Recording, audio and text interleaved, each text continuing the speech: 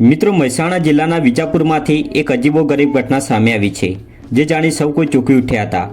આ ઘટના અંગે વિસ્તારથી વાત કરીએ તો વિજાપુરમાં પ્રભુનગર સોસાયટીમાં રહેતા સુથાર પરિવારનો પુત્ર, જેનું નામ છે બ્રિજેશ, તે અમદાવાદના નરોડામાં રહીને શેરબજારનો વ્યવસાય કરતો હતો।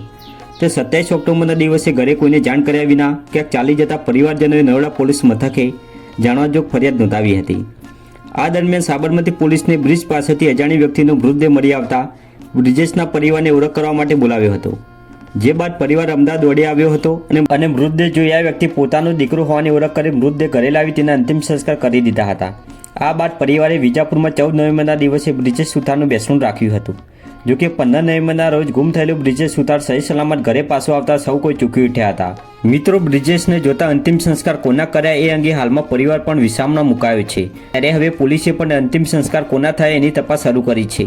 તો મિત્રો, આ ઘટનામાં ભૂલ કોની ગણાય, પરિવારને કે પછી પોલીસને કોમેન્ટ કરીને જણાવો।